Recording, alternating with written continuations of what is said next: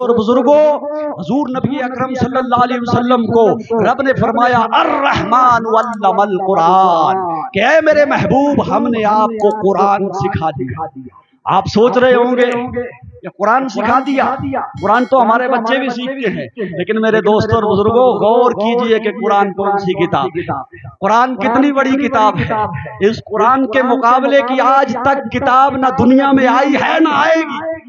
کتابیں رب نے بہت نازل فرمائی، تورات بھی اللہ نے نازل فرمائی، زبور بھی اللہ نے نازل فرمائی، انجیل بھی اللہ پاک نے نازل فرمائی، لیکن میرے دوستوں اور بزرگوں جتنے بھی آج مکتب ہیں، مکتبہ فکر کے لوگ ہیں، سب سے پوچھو، سنیوں سے پوچھو، بریلویوں سے پوچھو، کسی سے بھی پوچھو، آپ ہر بندہ یہی کہے گا کہ مولانا سب سے افضل قرآن، سب سے افضل قرآن، سب کا یہی عقیدہ ہے۔ لیکن میرے دوستوں کبھی غور کیا کہ تورات بھی اللہ کا کلام، زبور بھی اللہ کا کلام، انجیل بھی اللہ کا کلام، تو اللہ کے کلام سے اللہ کا کلام افضل کیسے ہو؟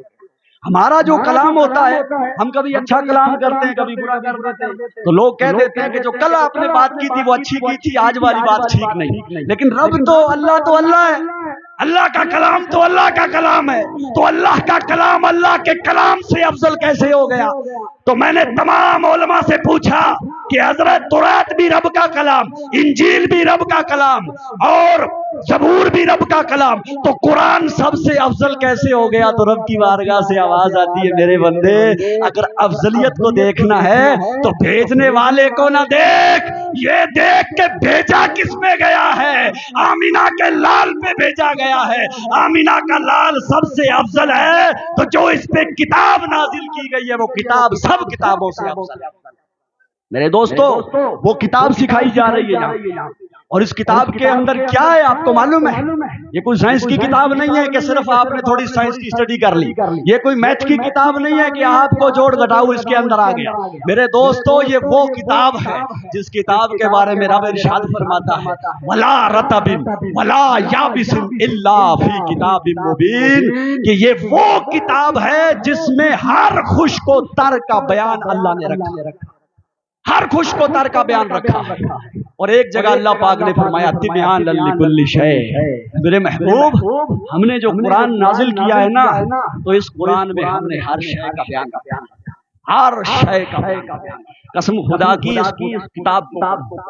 اس کتاب کو پڑھاؤ اپنے بچوں کو، تاکہ آپ کو پتا چلے کہ اللہ تبارک و تعالیٰ نے کتنے علوم رکھے ہیں قرآن کے اندر، تاکہ آپ کو پتا چلے کہ کس طریقے سے رب تبارک و تعالیٰ نے سمیٹ کے علموں کے سمندر رکھے ہیں اس کتاب کے اندر۔ اب پڑھاؤ اپنے بچوں کو تاکہ پتا چلے۔ قسم خدا کی آج ہم اس کتاب سے دور ہوتے جا رہے ہیں، ہماری قوم اس کتاب سے دور ہوتی جا رہی ہے۔ کوئی ایسا وقت تھا کہ ٹورانٹو یونیورسٹی کے پروفیسر ڈاکٹر گیری ملر، یہ بہت بڑے عیسائی تھے اور مسلمانوں کے ساتھ ہمیشہ مناظرہ کیا کرتے تھے اور قرآن پاک پڑھا کرتے تھے تاکہ میں مسلمانوں کے ساتھ جو ہے مناظرہ کر سکوں اور مناظرہ جیت سکوں۔ وہ اس حیثیت سے قرآن پڑھتے تھے، قرآن کے اندر غلطیاں نکالنے کی کوشش کیا کرتے تھے۔ ایک دن کیا کرتے ہیں کہ قرآن سامنے ہے اور قرآن کے سامنے گھٹنے ٹیک دیتے ہیں اور کلمہ پڑھتے ہیں اشہد ان لا الہ الا اللہ اشہد ان محمد عبدہ ورسولہ۔ جو غلام تھے انہوں نے پوچھا کہ سرکار آپ کو کیا ہوا؟ آپ تو قرآن اس لیے پڑھتے تھے نا تاکہ اس میں غلطیاں نکالی جائیں، اور آج آپ خود ہی کلمہ پڑھ کر کے مسلمان ہو گئے ہیں۔ انہوں نے کہا کہ کیا پوچھتے ہو، پوچھو مت۔ آج میں قرآن پاک کی تلاوت کر رہا تھا، سوچا تو یہی تھا کہ قرآن کی غلطیاں نکالوں گا، سوچا تو یہی تھا کہ مسلمانوں سے مناظرہ کروں گا، لیکن آج میں پڑھتا پڑھتا جب سورہ نحل میں نے کھولی اور سورہ نحل کی 69 نمبر آیت پہ میں پہنچا تو وہاں پہنچتے ہی مجبور ہو گیا میں کلمہ پڑھنے پر، اور میں کلمہ پڑھ کر کے مسلمان ہو گیا۔ لوگوں نے کہا کہ جناب آیت نمبر 69 میں ایسا کیا لکھا ہے؟ تو انہوں نے ڈاکٹر گیری ملر کہتا ہے کہ میں نے جب پڑھا نا اس آیت کریمہ کو ثم کلی من کل الثمرات، ثم کلی من کل الثمرات فسلوکی سبل ربک ذللا، یخرج من بطونہا شراب مختلف الوانہ. جب میں نے یہ آیت کریمہ پڑھی نا تو اللہ تبارک و تعالیٰ نے اس آیت کریمہ میں شہد کی مکھی کو خطاب کیا، اور شہد کی مکھی کو رب خطاب فرما رہا ہے تو مذکر کا صیغہ نہیں، مؤنث کا صیغہ استعمال فرما رہا، یعنی میل نہیں فیمیل. رب فیمیل بول رہا ہے. ثم کلی، میل کے لیے بولا جائے، فیمیل کے لیے. فصلو کی، فیمیل کے لیے. ربو کی، فیمیل کے لیے. یخرج من بطونہا، ہا کی ضمیر جو ہے یہ بھی فیمیل کے لیے. تو اس نے کہا کہ میں حیران ہو گیا کہ 1637 کے اندر تحقیق ہو رہی ہے کہ مکھیوں کے اندر نر بھی ہوتا ہے اور مادہ بھی ہوتا ہے. یہ تحقیق کب ہو رہی ہے؟ 1637 کے اندر تحقیق ہو رہی ہے کہ مکھیوں میں مادہ بھی ہے اور مکھیوں کے اندر نر بھی ہوا کرتا ہے، میل بھی ہوتا ہے اور فیمیل بھی ہوتا ہے. تو تحقیق ہو رہی ہے 1637 کے بعد. 1637 کے بعد یہ سارا مسئلہ سامنے آ رہا ہے. 400-450 سال گزرے ہیں کہ سائنس نے اس بات کی تحقیق کی ہے، لیکن قرآن میں 1450 سال پہلے آ گیا ہے. تو محمد عربی کو بتانے والا کون تھا؟ اس وقت مائکروسکوپ نہیں تھا، اس وقت کیڑوں مکوڑوں پر اسٹڈی کرنے کے آلات نہیں تھے. تو وہ ڈاکٹر گیری ملر کہتا ہے کہ تحقیق 400 سال پہلے ہو رہی ہے، قرآن 1400 سال پہلے اعلان کر رہا ہے. معلوم ہوا کہ حضور کو بتانے والا اور کوئی نہیں تھا، حضور کا سچا رب تھا جس نے یہ بتایا تھا کہ مکھیوں کے اندر مادہ بھی ہوتا ہے، نر بھی ہوتا ہے اور فیمیل یعنی مادہ بھی ہوتا ہے. اس نے کہا کہ اس وقت تحقیق خاموش تھی، اس وقت سائنس خاموش تھا، لیکن میرے سرکار کو کس نے بتایا؟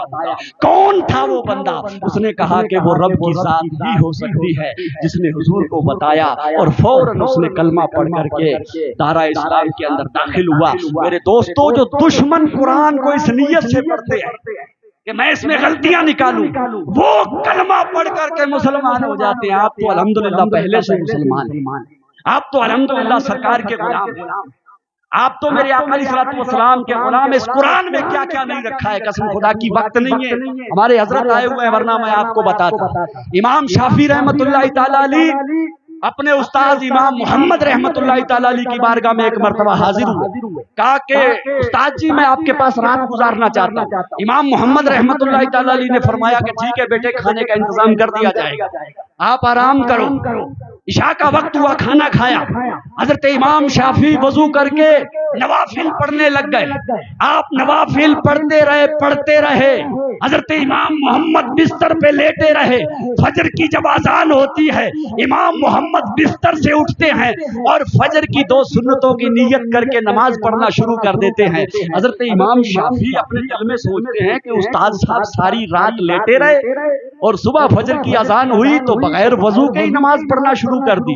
جب آپ نماز سے فارغ ہوئے تو امام شافعی نے پوچھا کہ حضور آپ ساری رات لیٹے رہے اور صبح بغیر وضو کے نماز آپ نے پڑھنا شروع کر دی. امام محمد نے فرمایا نہیں بیٹے نہیں، تو وضو کر کے ساری رات نوافل پڑھتا رہا، تو نے اپنی آخرت سواری ہے، تو اپنے لیے نیکی کماتا رہا، لیکن میں ساری رات بستر پر لیٹ کر امت محمدیہ کی خدمت کرتا رہا.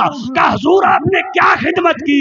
امام محمد فرماتے بیٹے آج کی رات میں نے قرآن سے 1000 مسئلے کا حل کیا. یہ ہے وہ قرآن کہ جس میں ہر شے کا رب تبارک و تعالیٰ نے بیان رکھا ہے.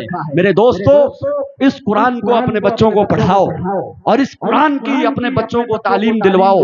ہمارے پردھان صاحب، ہمارے امام صاحب نے بڑی کوششیں کی ہے، بڑی جد و جہد کی ہے، اور ہمارے دعوت اسلامی کے لوگ اتنی جد و جہد کر رہے ہیں کہ اس پنجاب کے اندر، جو آپ اچھی طریقے سے جانتے ہیں کہ یہاں مسلمانوں کی تعداد زیادہ نہیں، بڑے تھوڑے گھر ہیں، لیکن پھر بھی یہ محنت کر کے اس ادارے کو چلا رہے ہیں. ہاتھ جوڑ کر کے آپ حضرات کی بارگاہ میں عرض ہے کہ آپ دعوت اسلامی کا ساتھ دیں اور آپ تن من دھن سے دعوت اسلامی کی مدد کریں، ہمارے پردھان صاحب کی مدد کریں، ہمارے امام صاحب کی مدد کریں۔ وآخر دعوانا ان الحمدللہ رب العالمین کی محمد سے وفا تو نے تو ہم تیرے ہیں، یہ جہاں چیز ہے کیا لوح و قلم تیرے ہیں۔ اگر میری زبان سے کوئی کلمہ غلط نکلا ہو رب کی بارگاہ میں توبہ کرتا ہوں، استغفر اللہ ربی من کلی واتوب الیہ۔